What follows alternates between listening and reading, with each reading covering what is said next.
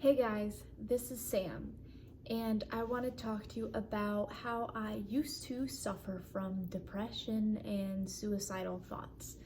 And this would plague me every single day. Every single day. It was my state of being. It felt like I didn't have to try to be depressed. Things didn't have to necessarily happen for me to be depressed. It's just who I was, it's who I emitted, it's who I owned, it's who I allowed myself to become, and it's who I used to keep me stuck in victimhood and stuck in the bullshit and stuck in my problems and stuck out of love and stuck self-centered and stuck just fucking stuck. And I used and abused depression like nothing else. Nothing else. It was my familiar. It was my identity. And I suffered both in silence and out loud, loudly, for years and years and years. And I started to seek outside of myself for not necessarily quick fixes, but to drown out the voice in my head that wanted me to be greater and do greater. And so I escaped from that role of somebody who does do greater and is greater. I escaped from that role with all of me, all of the time. I wasn't here, I wasn't present, I wasn't even existing in this world in my actual reality. I was existing in television, I was existing in food, I was existing in alcohol, I was existing in weed, I was existing in shame. So much shame, drowned in it, because I was so ashamed of who I allowed myself to be. I was so ashamed of all my addictions and how I felt like I couldn't get out of them. I was just plain shame. If shame was a name, I'd sign it for my own name. And I could not see my own way out of it at the time, because I was so, once again, addicted to stimuli that I didn't have enough space in my brain, in my heart, in my field, in my personality, in anything to even make any changes, or so I thought.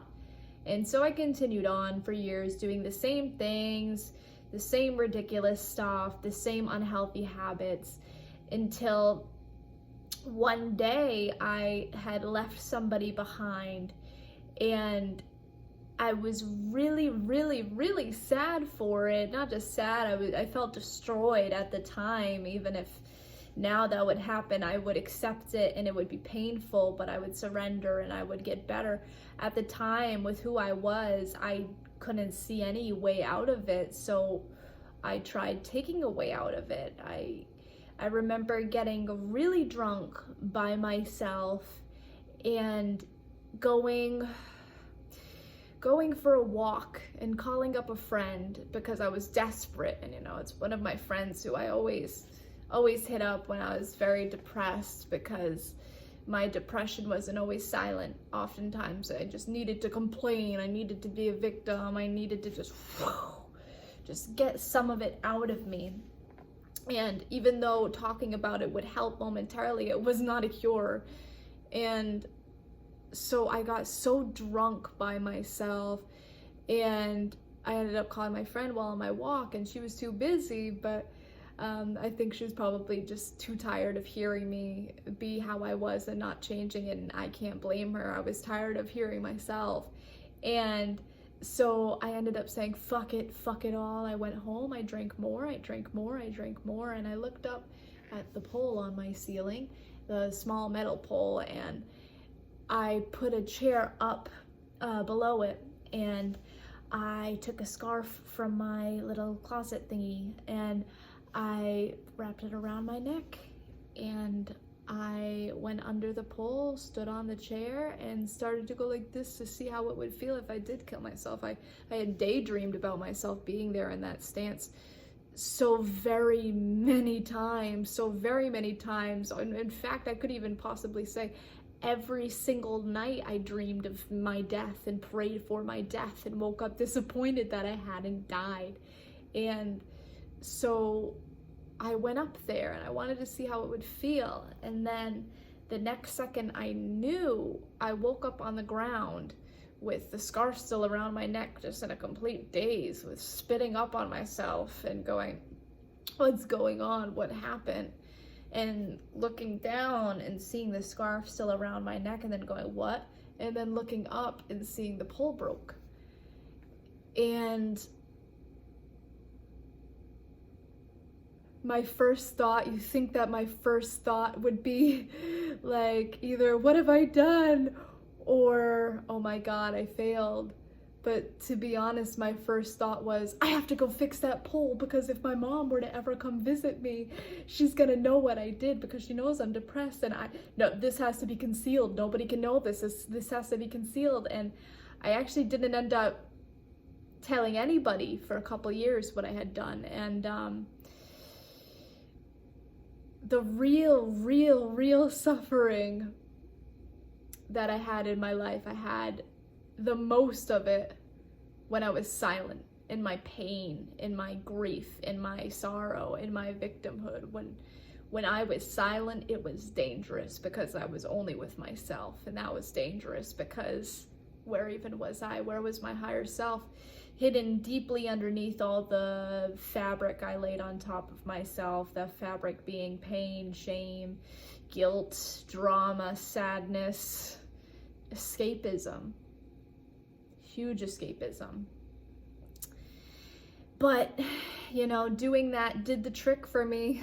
I don't recommend it at all. But when I got that low, I ended up waking up the next day, sobered up. I went to work. I wrote on the calendar, first day of the rest of my life. And I started to get help. And I just want to show you how it isn't just possible. It's something every single person can do. And whether you choose to be the initiate in this lifetime and do the work or not, one lifetime, it'll get you, and you will do the work. Because this is what we're here to do. We're here to grow. We're here to ascend. We're here to love. And through my greatest and darkest pain, I found the greatest and most beautiful light of love. And I didn't do it with medication. I didn't do it with television. I didn't do it with food. I didn't do it by drowning out my sorrows. I did not do it with alcohol. I did not do it with weed. And I did have to remove all of those things one by one, except food, in order to actually be able to even be present enough within myself to change, to grow, to be the initiate, to replace those terrible habits and addictions with beauty, love, and all the things that make my heart feel passion. But it took some action. It didn't take passiveness. It surely did not take passiveness. I was passive my entire life. It took will. It took a choice, and it took a choice that I failed with so many times that I had to keep making over and over and over again. This is a lifelong journey, but depression as a state every single day is not a lifelong diagnosis. That is just bullshit. That is just bullshit. People tell us to keep us small because they don't know either. That's just bullshit. We tell ourselves to keep ourselves small so we don't end up doing things that are different or that we would perceive as a risk or that threaten our security, when our security is familiarity. We're too afraid to step out of the familiar because the familiar has kept us here to this point, alive, kind of well, even though fucking miserable. It's kept us alive. It's kept us safe. It's kept us secured. But it's kept us in a prison of our own making. And I'm just here because I want to help you get out of yours. So I just want to start out by saying this is by no means a video saying trunk your medicine, screw your doctor, listen to me. Listen to your intuition, take everything with a grain of salt. But if you want to change, you're going to have to change some of your habits sometimes. And so if you want to listen to a way that worked for me personally, then stay tuned and listen, stay curious and stay open. But if not, and what you would prefer is to follow a regimen of medicine, doctor, professionals, this is your life. You're free to do that. This isn't the video for you.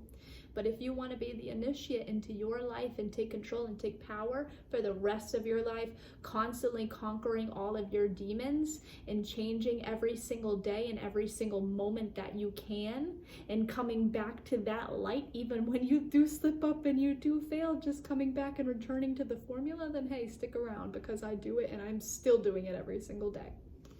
Now, I'll also start by saying depression isn't just something that will go away and you'll never feel pain again.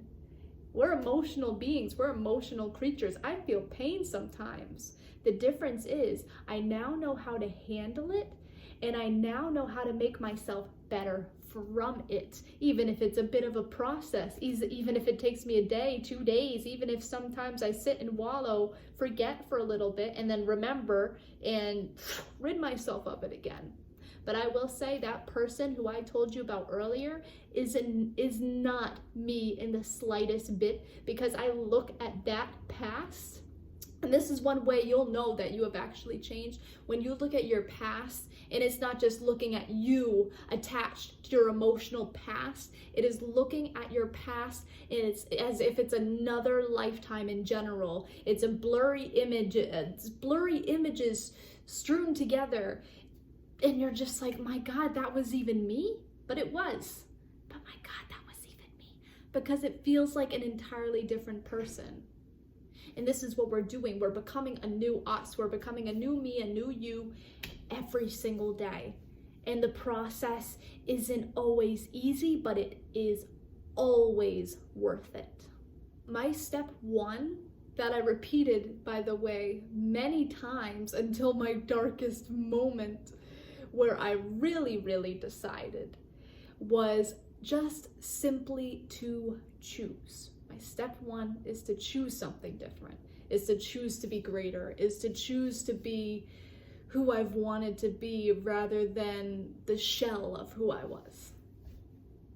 Because to me, it felt like there was no other choice. If I didn't change, I was gonna die, or I was gonna walk around lifelessly for the rest of my life, and my life would not have even been worth it. So for me, I got so dark, so desperate, so not even a presence, that I had to change. So the step one was in a way easy, because it's an easy decision to make in the mind, but it's something that must be acted upon every day. And that is where the challenging stuff comes into place. My step two, as soon as I knew I wanted to change, I started looking at the things underlying in myself that I knew that I loved, that I wanted to gain more knowledge on. So for me, of course, if you watch my page or any of my stuff, you know, it's spirituality, it's mysticism, it's love, it's God, it's universal consciousness. And so I decided, okay, let's devote my time to that. Let's devote some time to that. Let's learn from different people in the fields of the things that I love. And let's just gain a bunch of knowledge. And so I did. If you want to change your brain, change your life, change your energy, change whatever, you have to start learning something new outside of the limitations that your brain carries with as the memory bank that it is, and with all of its emotional addictions and problems. You can't change your brain from that state of mind that created the problems or is continuously creating the problems. You have to look outside a little bit to be reminded of who you are, but you also have to look outside a little bit to study things that you actually love, that are actually healthy for you to understand, comprehend, and embody within yourself, so you can start getting yourself to do things that your soul actually wants you to do, and not your 3D body that's addicted to shame and doing all the things that bring it shame subconsciously. If you want to stop that prison of thought loops, you're not going to find it from shaming yourself. Eventually, you know, if you want to change it, hating the radio station does not change the station. Eventually, you're going to have to put your hand up and tune into something different.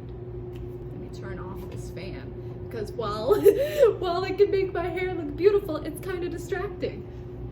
My third step was trying new things. So, okay, so I'm learning a little bit more about stuff that I like, so let me try a few new things. So I would try like little meditations that kind of had a lot to do with like visualization. I did stuff like that. But the thing is, my third step wasn't entirely successful, and I want to include that in here because it's not just all the way to the finish line. There are bumps and hurdles in the middle.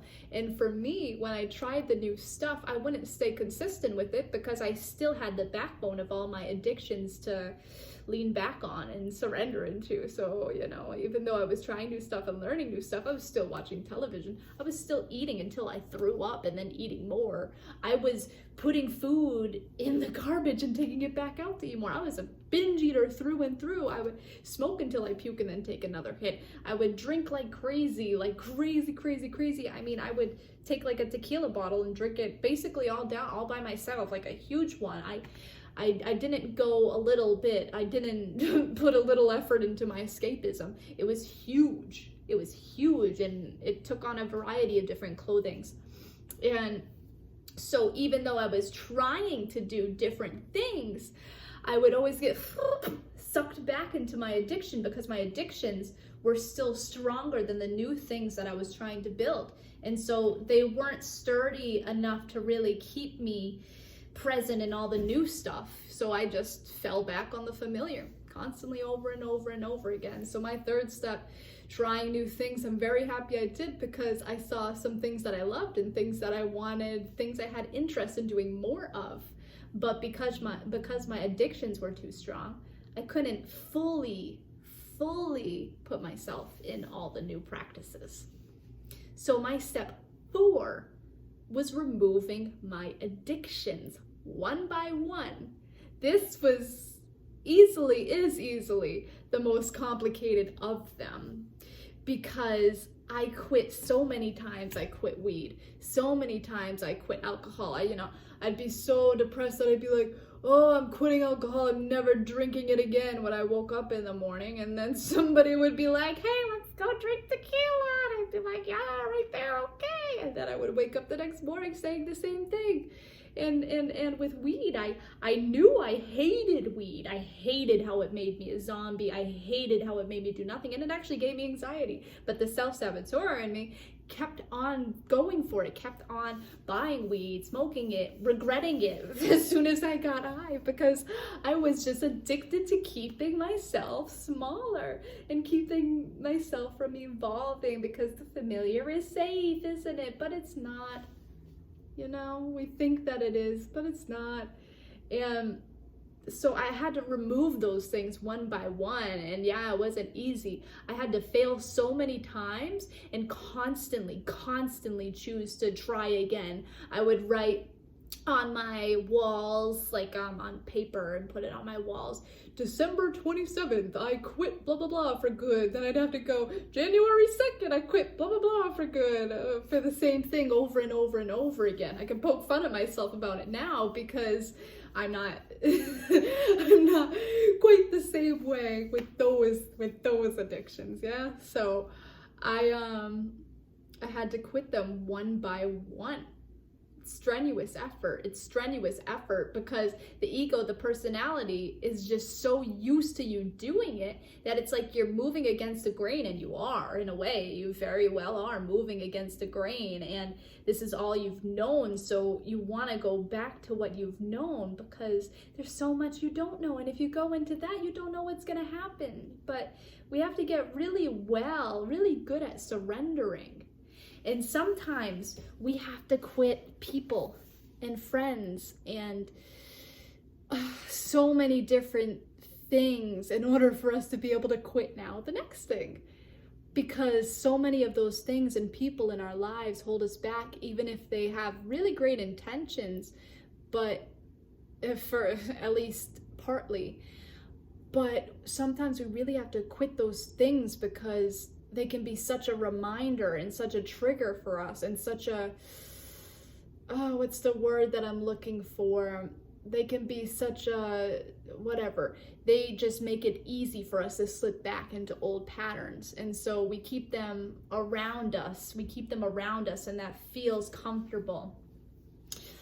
But sometimes we really have to stop talking to the same people, being with the same people, even if we love them, because they're detrimental to our health.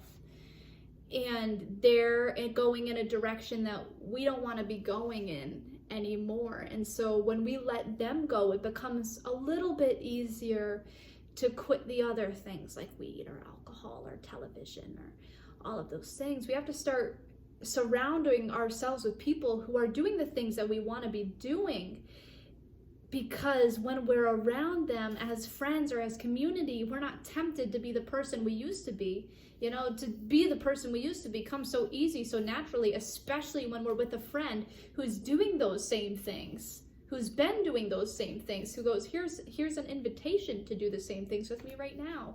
It becomes very, very hard, and it makes it harder to break the loop. So sometimes before we break the habits of watching television, eating food, all of these things, drugs, we have to quit some friendships. And that can be seem a little painful, but the reward is so much greater because it allows you the space in your life to create new friendships and create new habits, which leads me to my step 5, which is replacing addiction for passion.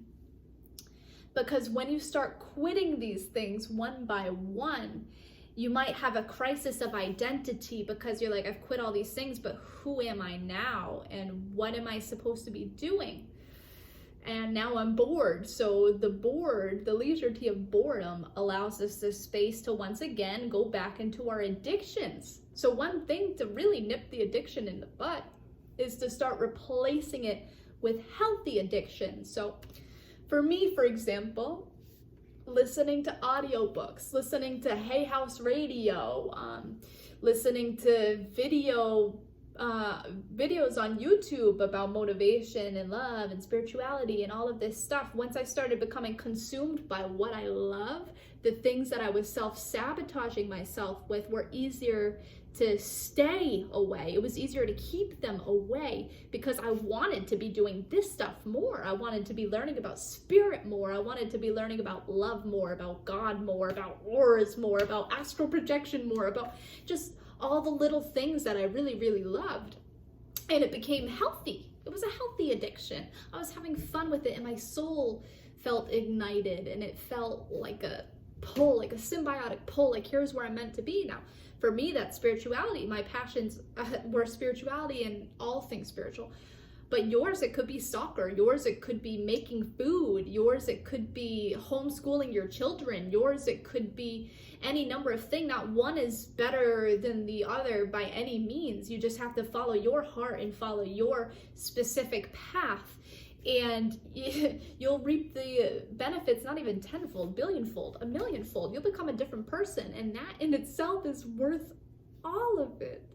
All of it, all of it. And so then the more I went after my passions and learned about my passions, which is very much has to do with step 2 too, and step 3, the more I tried out my passions, learned about my passions, replaced my addictions for passions, the more I learned, I suddenly had so much more time and space to really learn these things. And so I would listen to one audiobook a day, another audiobook another day, another audiobook another day, to its fullest, to its maximum. I mean, when you spend 8 hours a night watching television, you surely can spend 8 hours a day reading a book, or 4 or 3 or 2 or 1, you know, but you got to start somewhere. And so I started listening to different books, and all of these books on spirituality, all of them had so many links. And one of the links was reincarnation, which I already believed in. I already had maybe a little bit of background just from hearing about it, maybe all my life or something. Just, yeah, I already knew it. I don't remember where I learned it. It wasn't a new concept, but I really started embodying it and realizing what reincarnation meant for me. So if we're reincarnating and carrying all of our patterns with us, which we are, then every single lifetime is to rid ourselves of those patterns. So we literally choose our next life based off of our patterns. So we set ourselves up in the next lifetime for all the opportunities to rid ourselves of that pattern and heal from it. So I made this huge realization in my mind, and I know that videos on YouTube helped me as well. If I were to kill myself, I was just gonna come right back. I wasn't actually gonna kill myself. I was gonna blink my eyes, and now I'm in a new lifetime wanting to kill myself. So it would be one giant loop of wanting to die, one giant loop of wanting to kill myself, one giant loop of killing myself. What's the point then if I'm not actually dying, if I'm just jumping back into another life, having to do it all over again, which is a thing all in itself. We have to learn all the stuff like schooling, childhood, how to walk, like all of these things before we get to the point where we can advance yet again. And that point of advancement being when we're so depressed that we want to kill ourselves, that we choose to be greater because of that pain, and we choose to grow from it, and we choose to then heal ourselves, right? But we have to learn all of that stuff again that we learned before. We have to live every single lifetime. That just seemed like such a waste of time. It seemed like such one big fat waste of time. And not only that, but the pain was never going to leave unless if I decided to do something about it. And I could reject my experience and reject my opportunity in this lifetime, but then I just lived so many lifetimes endlessly doing the same thing. And that is insanity. And I can't fathom that, still can't fathom that. I couldn't fathom that. So I was like, well, shit, if I don't do anything, I'll always not do anything. I'll never grow, and I'll always be this depressed, and I'll always want to kill myself, and there will never be an actual escape. There will never be an actual escape, because killing myself is not the escape. Killing myself brings me back here to the same state of being where I want to kill myself, giving me the opportunity over and over and over again to kill myself. And it's just all bullshit when I can choose healing and I can choose love, even if it's hard and it comes with so many different things I have to learn and unlearn. You know, what else is time for?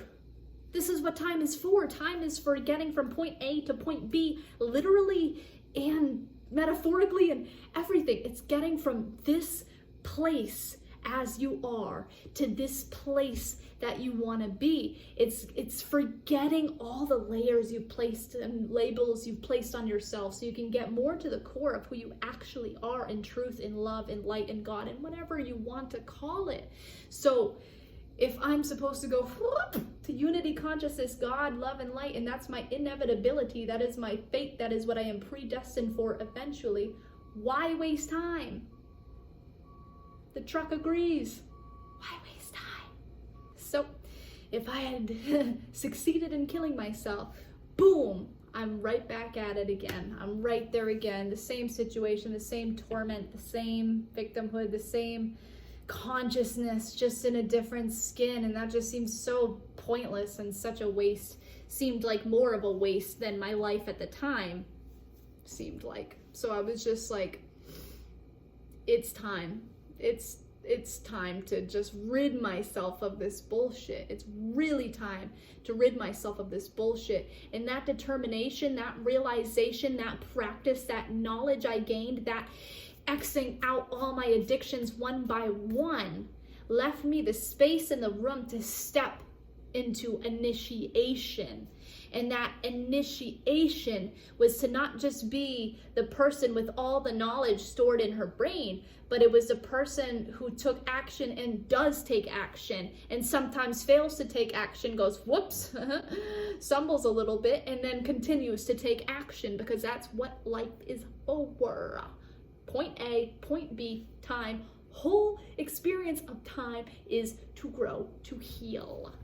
And so I was like, you know what, screw it. I'm just gonna go more all in. I'm gonna meditate. You know, I'm gonna take what these books give me And I'm not just gonna take them at mind level, I'm gonna practice them. And so I started practicing the stuff. I started meditating every day. I started looking at my thoughts and being the observer all the time. I started talking to myself constantly, questioning myself, questioning my actions, my responses, my emotions, my thoughts, all of it.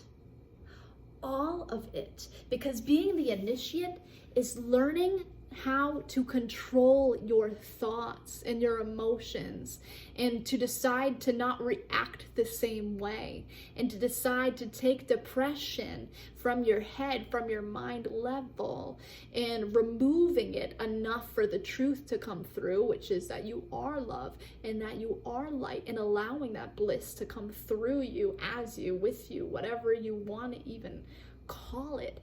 But we have to be the initiate, because it takes will. It takes conscious awareness. It takes a dedicated life practice. It is not wham bam and done. This shit just doesn't disappear forever. It doesn't just, and what I mean by that is every bad emotion doesn't disappear forever.